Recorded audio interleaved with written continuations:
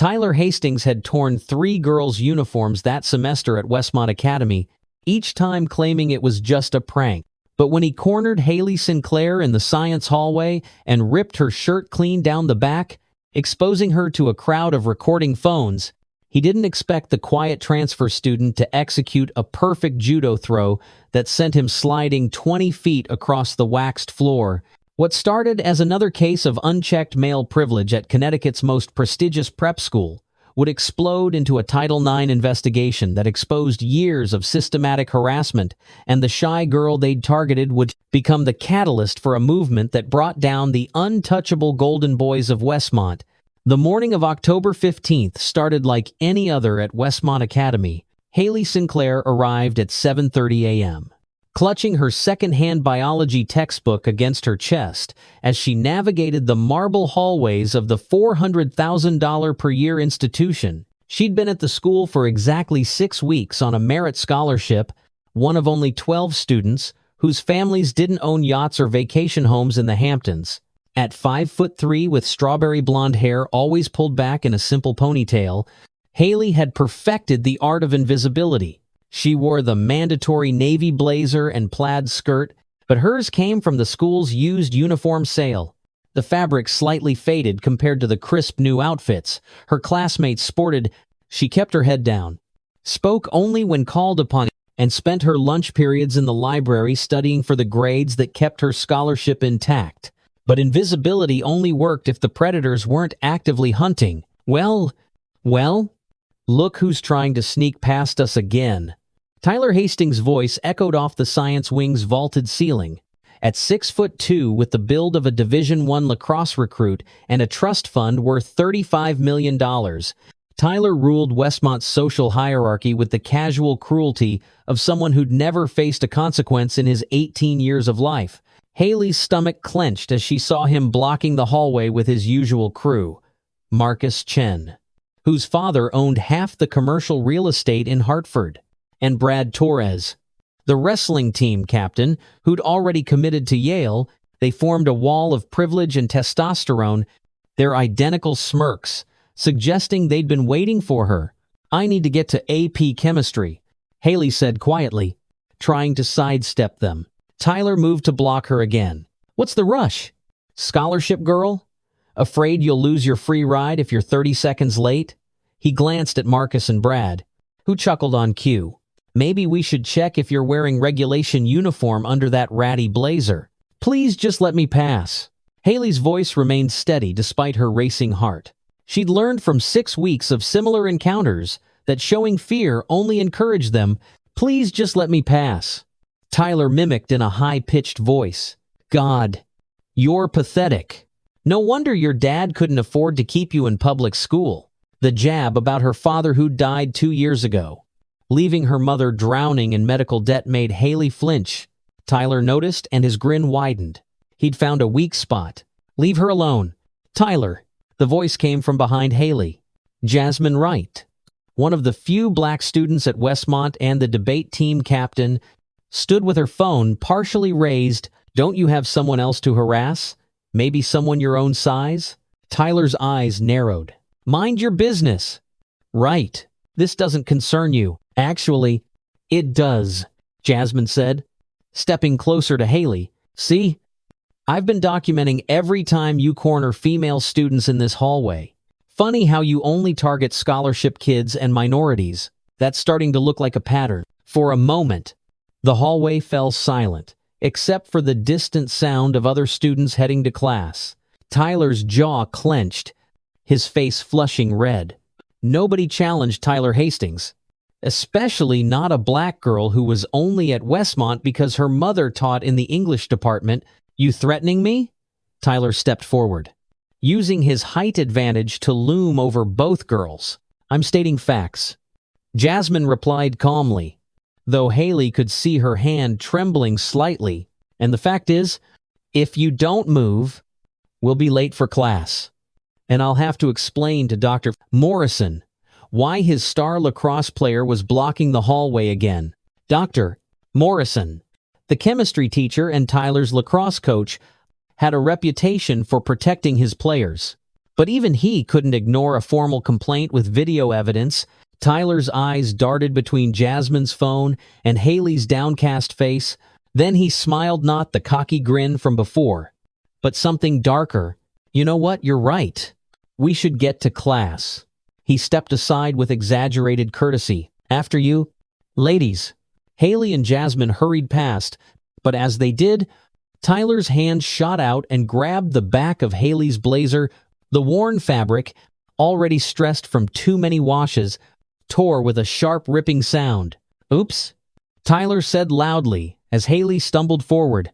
"Looks like scholarship girl needs a new uniform. Maybe she can fish one out of the donation bin." Laughter erupted from Marcus and Brad, and Haley heard the distinctive sound of phone cameras clicking. Her face burned with humiliation as she clutched her torn blazer closed and practically ran toward the chemistry lab. Jasmine right behind her. "Are you okay?" Jasmine asked once they were safely inside the empty classroom. Haley nodded, blinking back tears. "Thank you for trying to help. Trying isn't enough anymore," Jasmine said firmly. "We need to report this." "To who?" Haley's voice was bitter. "His uncle is on the board of trustees. His mother donated the new athletics center. Nobody's going to do anything." Jasmine looked like she wanted to argue, but the arrival of other students ended their conversation. Haley spent the entire chemistry class holding her blazer closed with one hand while trying to take notes with the other, hyper-aware of every whisper and glance in her direction. By lunchtime, the incident had evolved into something worse. Someone, probably Brad, who ran the anonymous Westmont Confessions Instagram page, had posted a photo of Haley's torn blazer with the caption, "Scholarship trash falling apart just like her clothes. Maybe it's time to go back where she belongs." The comments were even worse. Suggestions about what else Tyler should tear. Jokes about her family's finances. Speculation about what she'd do for money. Each notification felt like another violation. Haley sat in the far corner of the library, her sandwich untouched, as she scrolled through the poisonous comments. She'd disabled her own social media weeks ago, but Jasmine had shown her the posts, insisting she needed to document everything. "This is evidence," Jasmine said, screenshotting furiously. "Clear harassment and cyberbullying. We can take this to—" "Nobody cares," Haley interrupted, her voice hollow. "Rich boys get away with everything here. You know that." Jasmine's expression hardened. "Not this time. I've been collecting incidents for months." Sarah Hendricks. They locked her in the equipment closet during gym until she had a panic attack. Maya Patelthe accidentally spilled acid on her lab notebook the day before finals. Christina Rodriguez. They started a rumor she was sleeping with Mr. Bonus for grades, and she had to transfer schools. Haley looked up sharply. She'd heard whispers about girls leaving Westmont suddenly, but she'd assumed they couldn't handle the academic pressure. "It's always the same pattern," Jasmine continued. "They target girls who can't fight back, scholarship students, minorities, anyone without connections. They escalate until the girl breaks down or leaves. The school covers it up to protect their reputation and donors." "So what do we do?" Haley asked, though she suspected the answer was nothing. "We fight back," Jasmine said firmly, "but we need to be smart about it. Document everything. Get witnesses. Build a case they can't ignore." Before Haley could respond, the library door burst open. Tyler strutted in with Marcus and Brad flanking him, their presence immediately shifting the atmosphere.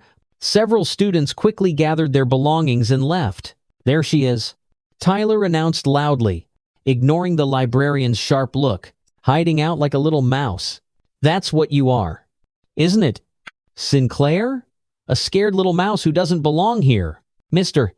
Hastings, lower your voice or leave." "Mrs. Patterson," the elderly librarian said sternly. Tyler flashed his 1,000-watt smile. "Sorry, Mrs. P. Just looking for my study partner." He sauntered over to Haley's table, his crew following. "We have that biology project together. Remember?" Haley and Tyler weren't in the same biology class. This was just another game to him. "Leave me alone," Haley said quietly, her hands clenched under the table. "Or what?" Tyler leaned down, his voice dropping to a whisper that only she and Jasmine could hear. "You'll run crying to Daddy? Oh, Waith's dead, isn't he? Guess that explains why you dress like you shop at Goodwill." Something inside Haley snapped. She stood abruptly, her chair scraping against the floor. "Get away from me." Tyler laughed.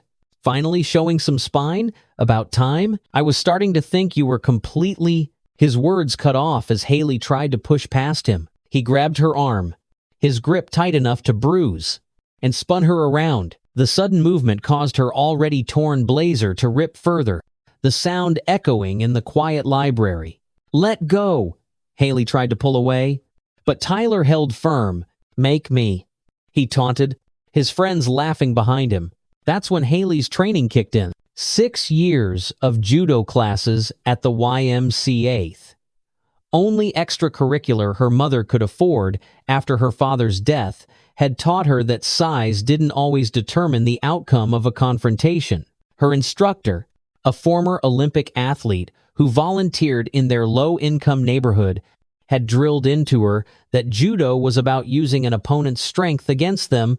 As Tyler pulled her closer, still gripping her arm, Haley planted her feet, grabbed his wrist with both hands, and pivoted, using his momentum and her lower center of gravity. She executed a textbook hip throw that sent Tyler flying over her shoulder. He hit the library carpet with a thunderous crash that shook the nearest bookshelf. The library erupted. Students gasped. Phones appeared from every direction, and Marcus and Brad stood frozen in shock.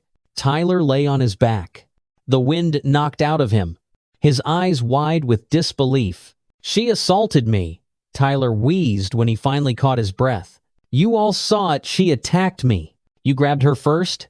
Jasmine said loudly, her phone still recording. "I have the whole thing on video." Mrs. Patterson was already on the library phone. "I need security to the library immediately. And please notify Principal Garrison." Tyler struggled to his feet, his face contorted with rage and humiliation. A red-faced 18-year-old who'd never lost a physical confrontation in his life, brought down by a girl who weighed barely 100 pounds. "You're done," he snarled at Haley. "My father will have you expelled by tomorrow. You'll lose your scholarship, your future, everything. Mr. Hastings. Miss Sinclair. Miss. Right, all of you. To the principal's office, now." Security Officer Johnson said as he entered the library, taking in the scene with practiced calm. As they filed out of the library, Haley caught glimpses of students uploading videos with captions like "David versus Goliath at Westmont" and "Scholarship Girl drops Tyler Hastings." Her hands shook as the adrenaline began to fade, replaced by the cold reality of what she'd done. Principal Garrison's office was exactly what you'd expect at a school where tuition cost more than most people's annual salary. Dark wood paneling, leather chairs that probably cost $5,000 each, and portraits of distinguished alumni who'd gone on to become senators, CEOs, and Supreme Court justices. Haley had been here once before, on her first day, when Principal Garrison had given her the scholarship student speech about maintaining standards and being grateful for the opportunity. Now she sat in one of those expensive chairs, her torn blazer, a stark reminder of why she was here. Tyler sat across from her, ice pack pressed to his lower back, his parents flanking him like bodyguards. Richard Hastings looked like an older version of his son, same square jaw, same cold eyes, same aura of untouchable privilege. Monica Hastings wore a cream-colored suit that probably cost more than Haley's mother made in a month. Jasmine sat beside Haley, having insisted on staying as a witness. Her mother, Dr. Wright from the English department, stood behind her daughter's chair with quiet dignity. "This is unacceptable," Richard Hastings said before Principal Garrison could speak. "That girl assaulted my son. I want her expelled immediately and criminal charges filed." "Mr. Hastings, let's review all the facts before," Principal Garrison began. "The facts are clear," Monica Hastings interrupted, her voice sharp with barely contained fury. "This scholarship student attacked Tyler unprovoked. We have witnesses." We have video evidence showing Tyler grabbed Haley first. Dr. Wright said calmly. My daughter recorded the entire encounter. After conspiring to set up my son, Richard countered. They clearly planned this to make Tyler look bad. It's a shakedown. They probably want money. Haley felt her cheeks burn. Everything came down to money with these people. They couldn't conceive of a world where someone might stand up to them for any other reason. Nobody planned anything. Haley said quietly, he's been harassing me for weeks. Today, he tore my blazer, followed me to the library, grabbed me, and I defended myself. Defended yourself? Monica laughed coldly. You threw him like some kind of animal. What kind of proper young lady knows those moves? One who couldn't afford private self-defense coaches, but still needed to protect herself. Jasmine shot back. Miss Wright, please. Principal Garrison said, clearly struggling to maintain control. Let's focus on today's incident. I've reviewed the library security footage and several student videos. The sequence of events is clear. Mr. Hastings did initiate physical contact. He touched her arm, Richard said dismissively. Hardly justification for assault. He grabbed her arm forcefully after tearing her blazer and blocking her movement. Dr. Wright corrected. That's assault? Haley defended herself using reasonable force. Reasonable? Tyler finally spoke, his voice dripping with indignation. She could have broken my back, but she didn't, Jasmine said, because she has control. Unlike some people who tear girls' clothes for fun, Principal Garrison held up a hand for silence. Here's what's going to happen. Mr. Hastings, you'll serve a 3-day suspension for initiating physical contact with another student. Miss Sinclair, you'll receive a warning about physical altercations on school property. A warning? Monica Hastings stood abruptly. This is outrageous. We donate millions to this school, which doesn't give Tyler the right to assault female students. Dr. Wright interrupted. How dare you? Enough! Principal Garrison's voice cut through the brewing argument. My decision is final. Furthermore, I'm requiring Mr. Hastings to attend mandatory counseling sessions about appropriate behavior. Richard Hastings' face turned an alarming shade of purple. This isn't over. I'll be speaking to the Board of Trustees. That girl, he pointed at Haley, doesn't belong at Westmont, and I'll make sure she's gone by the end of the week. As the Hastings family stormed out, Tyler turned back to give Haley one last venomous look. You're dead, he mouthed silently. After they left, Principal Garrison's shoulders sagged. Miss Sinclair, I need you to understand the position you've put me in. The Hastings family has significant influence. So you're going to let them run Haley out of school? Jasmine demanded. I'm going to do my best to handle this fairly, Principal Garrison said, though his tone suggested he knew how unlikely that was. But I strongly suggest you both keep a low profile for the next few days. As they left the office, Dr. Wright pulled both girls aside. This isn't over. Richard Hastings doesn't make idle threats. Haley, is your mother aware of what's been happening? Haley shook her head. She works 2 jobs to cover our rent since Dad died. I didn't want to worry her. Dr. Wright's expression softened. You need to tell her? And we need to document everything, every incident, every witness, every piece of evidence. If they're going to come after you, we need to be prepared. The rest of the day passed in a blur. Videos of the library incident had gone viral within Westmont's insular social media ecosystem. Haley couldn't walk down a hallway without hearing whispers or feeling eyes on her. Some students seemed impressed.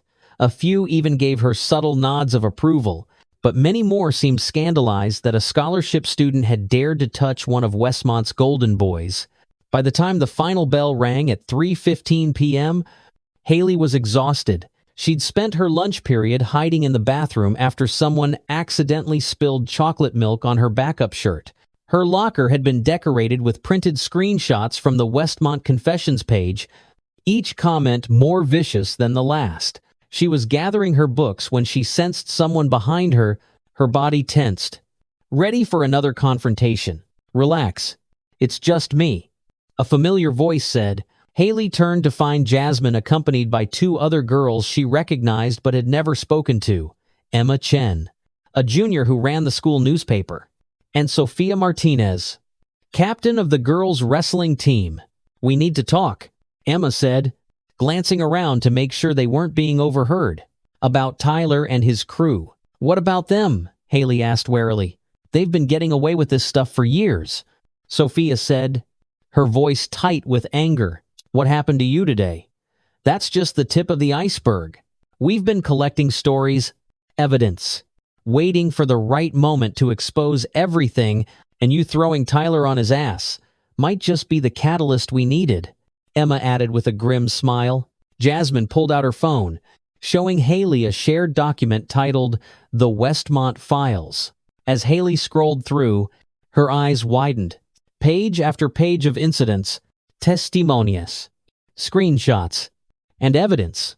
Girls who'd been cornered in empty classrooms, groped at parties, humiliated online, driven out of school.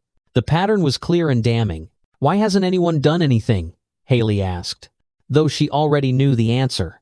"Because the boys involved have names on buildings," Sophia said bitterly. "Their families fund scholarships, athletic programs, new wings. The administration would rather lose a dozen scholarship students than one major donor, but now we have something we didn't before," Emma said. "Video evidence of Tyler assaulting a student and getting dropped for it. It's already spreading beyond Westmont. My cousin at Exeter says people are sharing it there. This could be the leverage we need." Before Haley could respond, her phone buzzed with a text from an unknown number. "You think you won today? Wait until tomorrow." T-blink.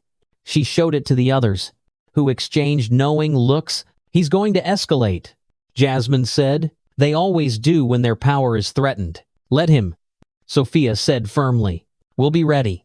But as Haley walked to the bus stop, her mother couldn't afford the gas to pick her up. She wondered if any of them were really ready for what was coming. The Hastings family didn't become Connecticut royalty by accepting defeat gracefully. Her phone rang as she waited for the bus. Her mother's tired voice came through. "Honey, I just got a call from your principal. What happened today?" Haley closed her eyes, preparing to explain everything she'd been hiding. In the distance, she could see Tyler's BMW peeling out of the student parking lot, music blaring. Tomorrow would bring new battles, but for the first time since arriving at Westmont, she wouldn't be fighting alone. The war for Westmont Academy had just begun. The next morning arrived with an unusual October chill that seemed to seep through the walls of Westmont Academy. Haley stood at the entrance gates at 7 a.m., her mother's words from the night before still echoing in her mind. "Baby, these people have money, but they don't have integrity. You stand tall and remember who raised you." Her mother had cried when she saw the threatening text, then spent 3 hours on the phone with a lawyer friend who owed her a favor. The advice was clear. Document everything. Never be alone. And if anyone laid a hand on her again, press charges immediately. Jasmine was already waiting by the main doors. Accompanied by Sophia and Emma, they'd created a group chat the night before the Westmont resistance and agreed to escort each other between classes. "You ready for this?" Jasmine asked, noting the determined set of Haley's jaw. "No," Haley admitted, "but I'm done being afraid." They entered together, and immediately Haley noticed the change. The usual morning chatter died as she passed. Some students stared openly. Others whispered behind raised hands. But there was something else. A few girls nodded at her. Quick gestures of solidarity that made her realize Tyler's reign of terror had more victims than she'd imagined. Her locker had been vandalized overnight. Someone with a key, probably Tyler's friend on the janitorial staff, had filled it with rotting garbage and printed photos from the previous day, with obscene additions drawn in Sharpie. The smell was overwhelming. "Don't touch anything," Emma said quickly, pulling out her phone. "This is evidence." She systematically photographed everything while Sophia flagged down a janitor. "Jesus Christ." The janitor, Mr. Rodriguez, muttered when he saw the mess. He looked around nervously before lowering his voice. "This has Hastings written all over it. Kid's been pulling this crap for years. But this," he shook his head. "You filing a report?" "Yes," Haley said firmly. Mr. Rodriguez nodded. Good. I'll write up what I found. Make it official. About time someone stood up to these punks. As he began cleaning, he added quietly, My daughter graduated 2 years ago. They made her life hell for dating a scholarship kid. I've been waiting for someone to fight back. First period brought a new challenge. Haley's AP literature teacher, Miss Brennan, announced a sudden seating change that placed Haley directly in front of Tyler's best friend Marcus. Throughout the class, she felt things hitting the back of her head, spitballs, pieces of eraser, tiny objects meant to annoy and humiliate. Is there a problem? Miss Sinclair? Ms. Brennan asked when Haley turned around for the third time. Someone keeps throwing things at me. Haley said clearly. Miss Brennan's lips thinned. She was young, untenured, and clearly unwilling to challenge Marcus Chen, whose mother sat on the school's hiring committee. Perhaps if you focused on the lesson instead of turning around. Hard to focus when I'm being pelted with garbage. Haley shot back, her patience finally snapping. A few students gasped at her boldness. Marcus smirked. I don't know what she's talking about. Miss Brennan. Maybe she's paranoid after yesterday's violent episode. I have it on video, a voice said from across the room. Everyone turned to see David Kim, a usually quiet Korean-American student, holding up his phone. I've been recording since Marcus started throwing things. Want me to airdrop it to you? Miss Brennan? The teacher's face went pale. That won't be necessary. Marcus. See me after class? Marcus's face darkened, and he shot David a look that promised retribution, but David just shrugged and gave Haley a small smile. The resistance was growing. Between first and second period, Haley received another text. You're making this worse for yourself. Stop now, and maybe you keep your scholarship. She screenshotted it and forwarded it to the group chat, where Emma immediately added it to their growing evidence file. The real escalation came during third period. Haley was in advanced biology when the classroom phone rang. Mrs. Peterson answered, her face growing confused. Haley Sinclair? You're needed in the nurse's office. Your mother is here. Haley's blood ran cold. Her mother was supposed to be at her job at the hospital. Why would she be here? She grabbed her things and hurried to the nurse's office, dread building with each step. But when she arrived, the small waiting room was empty except for Nurse Williams, who looked puzzled. Haley, I didn't call for you. Before Haley could respond, the door slammed shut behind her. She spun around to find Tyler, Marcus, and Brad blocking the exit. They must have had someone make the fake call. Nurse Williams, Tyler said smoothly. Could you give us a minute? We need to work out a misunderstanding from yesterday. The elderly nurse looked uncertain. I don't think... My mother asked me to apologize privately. Tyler continued, his voice dripping false sincerity. You know how she values reconciliation? Nurse Williams, who'd worked at Westmont for 30 years and knew exactly how much power the Hastings family wielded, reluctantly stepped into her inner office. 5 minutes? She said, though her eyes lingered worriedly on Haley the moment the door closed. Tyler's mask dropped. You humiliated me, he snarled, advancing on Haley. Do you have any idea what you've done? My father had to call in favors to keep that video from spreading further. My mother had to apologize to her garden club friends. Me. Apologize because of trash like you. Back off, Haley said, trying to keep her voice steady as she backed against the examination table. Or what? You'll flip me again? Tyler laughed harshly. Try it. Brad's a state wrestling champion. Marcus has a black belt. And this time, there are no cameras.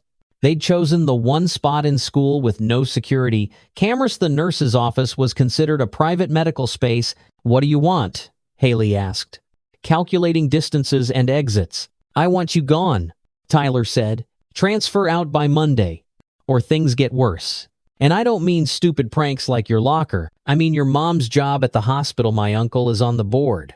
Your apartment. My father owns half the rental properties in your neighborhood.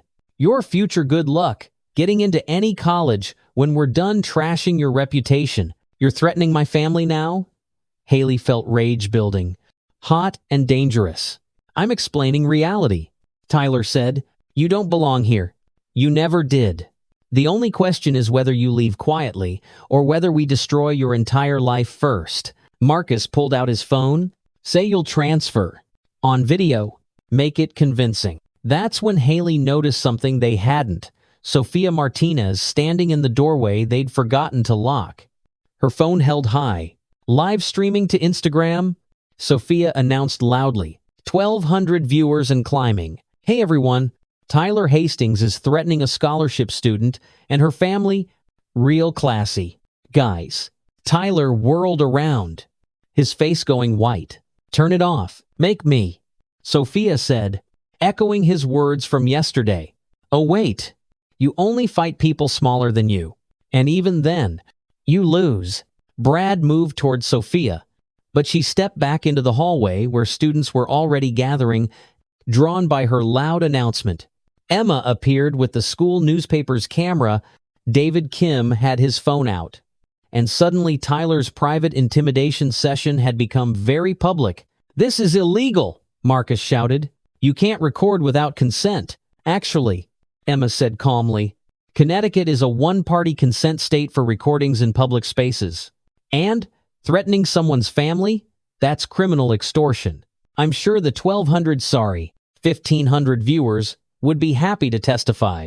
Tyler looked like a trapped animal. He turned back to Haley. Desperation, replacing arrogance. This isn't over, he hissed.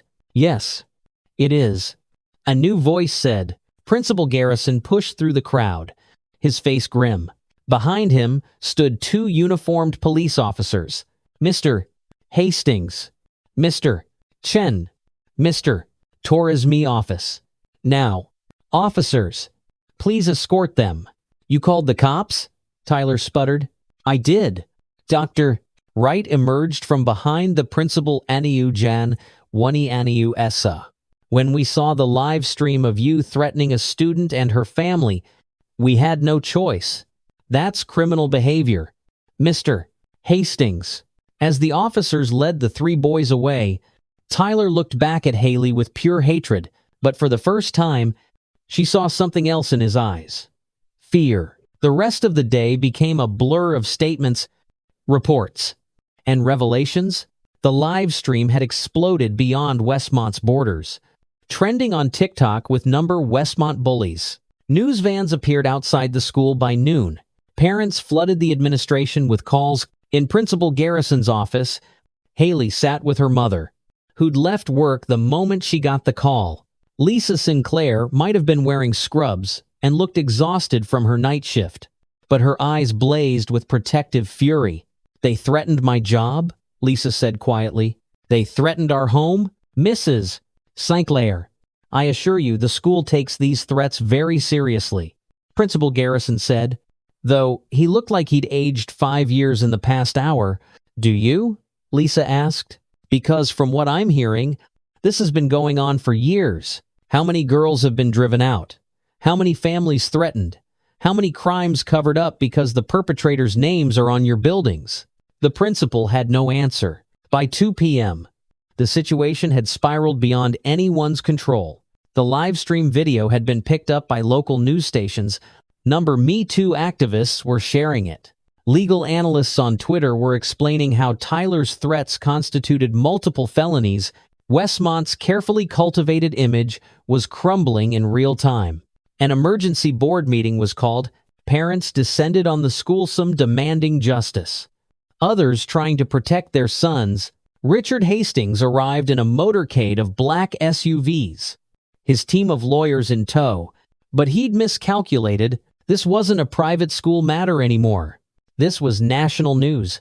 In the library, which had become an impromptu headquarters for the Westmont resistance, Emma coordinated with journalists while Jasmine helped other victims record their stories. The shared document had grown to over 50 pages of incidents, each one painting a picture of systematic harassment and administrative negligence. Sarah Hendricks wants to zoom in, Sophia announced. She's willing to go on record about why she really left. One by one, Former students began reaching out. Girls who'd been silenced, threatened, driven away, all finding courage in Haley's stand, and the video evidence that couldn't be disputed. Maya Patel called from Brown University. They destroyed my lab work the night before my Intel Science Fair presentation. Cost me a full scholarship to MIT. Christina Rodriguez messaged from her new school in California. The rumors they spread about me were so vicious, my parents had to move for their jobs.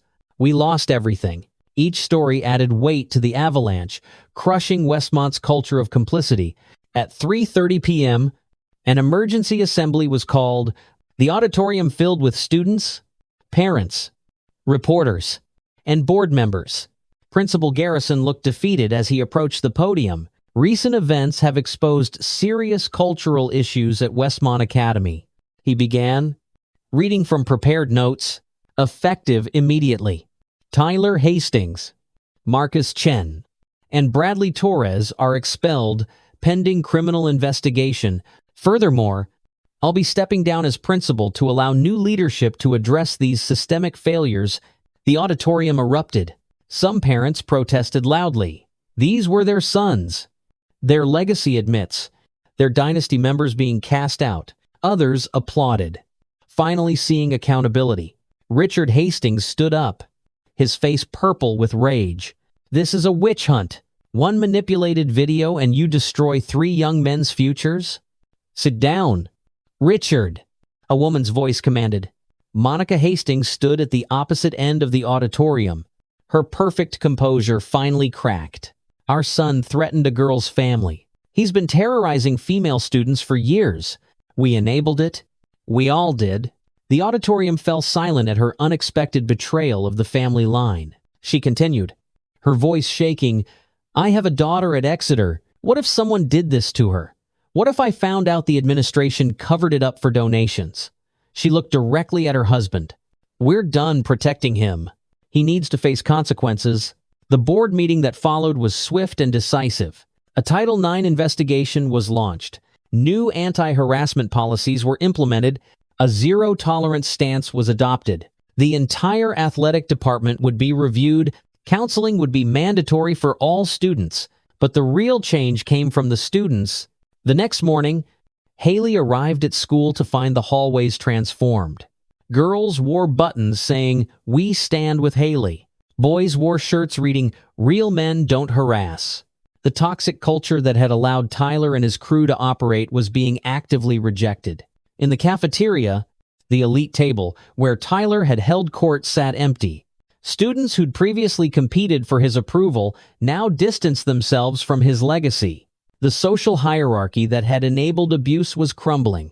How does it feel to be a revolutionary? Jasmine asked, sitting beside Haley at lunch.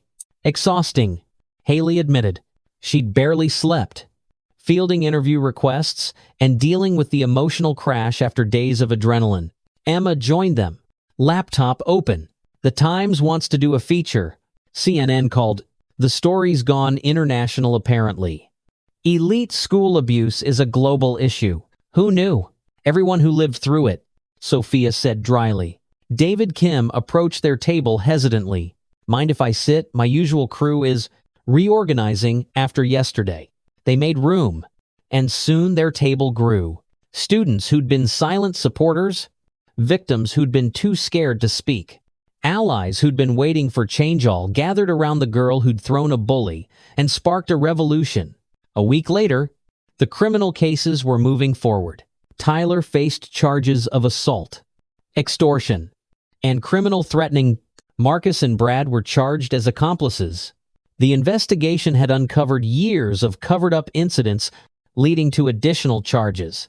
Haley sat in the prosecutor's office, providing her statement. The assistant DA, a young woman named Jennifer Park, listened intently. Your courage started something important, she said. We've received reports from dozens of victims, some going back 5 years. The culture of intimidation was so entrenched that most never thought justice was possible. I just wanted to go to school in peace, Haley said quietly. And in standing up for that basic right, you gave others permission to do the same. Park replied, that's how change happens. One person refuses to accept the unacceptable. The trials would take months, but the message was clear. Wealth and privilege no longer guaranteed immunity at Westmont. 3 months later, Haley stood at the podium in the same auditorium where Principal Garrison had resigned. As the newly elected student body president, a position she'd never imagined holding, she addressed the school community. "We've been through a reckoning," she began, her voice steady and clear. "We've exposed ugly truths and faced difficult changes. But we've also discovered our collective strength. We've learned that silence enables abuse, but speaking up creates change." In the audience, her mother sat in the front row, tears of pride streaming down her face. Beside her sat the new principal, Dr. Keisha Washington, recruited specifically for her experience in transforming toxic school cultures. The old Westmont Academy was built on hierarchy, intimidation, and protecting the powerful.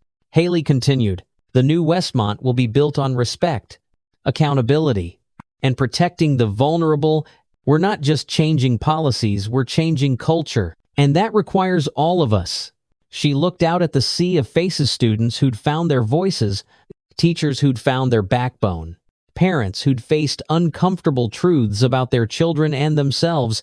"Tyler Hastings thought he could break me because I was poor, because I was different, because I didn't belong in his world." Haley said, "He was wrong. I earned my place here through merit, not money. I kept it through courage, not connections, and I changed it through standing up, not standing by." The applause started slowly, then built to thunderous levels. Students stood, then teachers, then parents. Even some board members who'd initially resisted change rose to their feet. As Haley stepped down from the podium, Jasmine hugged her tightly. "You know you're going to have to write one hell of a college essay about this," she joked through tears. "Already started." Haley laughed.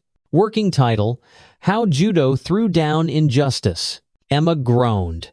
"Please tell me you're joking." "Maybe the hip throw heard round the world?" Sophia suggested. They dissolved into laughter, the kind that comes from shared trauma transformed into triumph. Later that evening, Haley sat in her modest apartment, helping her mother with dinner. The threatening texts had stopped. The harassment had ended. Tyler's family had quietly moved to Florida after settling multiple civil suits. The other boys' families had followed similar paths of quiet retreat and financial restitution. "I'm proud of you, baby," her mother said. "Stirring pasta soca. Your father would have been too. You stood up for what's right, even when it was dangerous."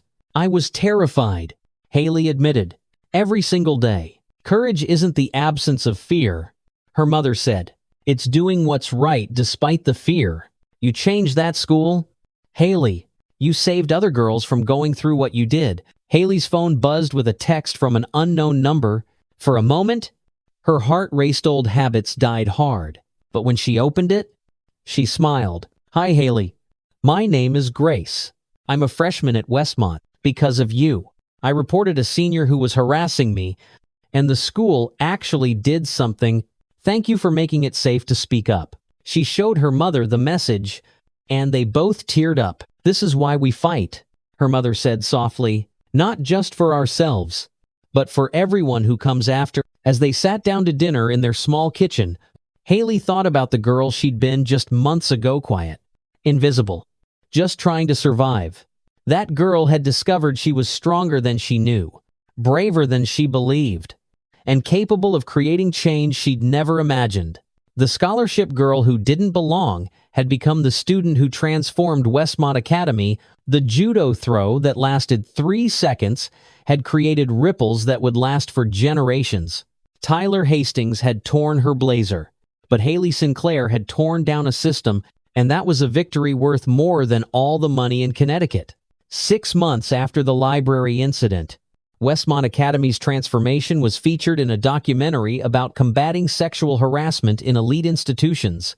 Haley, now a senior, sat for an interview in the same library where she'd thrown Tyler Hastings. "People ask if I regret getting physical," she said to the camera. "I don't. I regret that it took physical self-defense to make people pay attention to what girls had been reporting for years. But sometimes When systems fail, individuals have to stand up literally. In my case, the interviewer asked, "What would you say to other students facing similar situations?" Haley looked directly at the camera, thinking of all the girls who'd messaged her, all the students who'd found courage in her story. Document everything. Find allies. Use the system when you can. But don't be silent when it fails you. Your safety and dignity matter more than their comfort and reputation. And remember, they rely on your silence and isolation. When you speak up and stand together, their power crumbles. Any final thoughts? Haley smiled. The same quiet strength that had sustained her through everything shining through. Yeah, to anyone out there who thinks they don't belong because they're different, because they're not wealthy or connected or part of the in-crowd, you belong anywhere you've earned the right to be. Don't let anyone tell you otherwise. And if they try, she paused, her smile widening. Well, I hear judo classes are great exercise. The documentary ended with footage from the current Westmont Academy diverse students laughing together, the old hierarchies dismantled, a school transformed. The final shot showed a new plague by the main entrance, a culture of respect, a community of courage. Haley Sinclair stood before the United States Senate Judiciary Committee, her once trembling voice now commanding the attention of lawmakers and millions watching on C-SPAN. At 23, she'd become the youngest policy advisor for the National Women's Law Center, specifically recruited for her expertise in combating institutional harassment. The Westmont incident wasn't unique, she testified, her words measured and powerful. It was a microcosm of a national crisis. When institutions prioritize donors over dignity, reputation over rights, and comfort over justice, they create environments where abuse flourishes. Senator Patricia Williams leaned forward. Miss Sinclair, critics argue that the Westmont standard, the zero-tolerance policies adopted after your case goes too far. How do you respond? Haley smiled, the same quiet strength still evident. 5 years ago, I threw a boy who assaulted me. That 3-second act of self-defense exposed decades of covered-up abuse. Since then, over 300 schools have adopted similar policies. Reports of harassment have dropped by 60%, not because there's less harassment, but because victims finally believe they'll be heard. In the gallery, her mother sat beside Dr. Wright and Jasmine, who was now a civil rights attorney. Emma covered the hearing for the Washington Post, while Sophia had become a self-defense instructor, teaching free classes to low-income students. The real victory wasn't in the courtroom, Haley continued. It was in changing the culture. When powerful people know they'll face consequences, they modify their behavior. That's not going too far, that's justice working as intended. After the hearing, a young intern approached her nervously. Miss Sinclair? I just wanted to say, I used your story in my college essay about finding courage to report my assault. I got into Harvard. Haley hugged her, remembering her own college essay that had secured her a full ride to Yale. You got into Harvard because of your courage, not my story. As she walked down the Capitol steps, Haley reflected on the journey from that terrified scholarship student to a voice for national change. Tyler Hastings had tried to break her. Instead, he'd helped create a movement, and that movement was just beginning.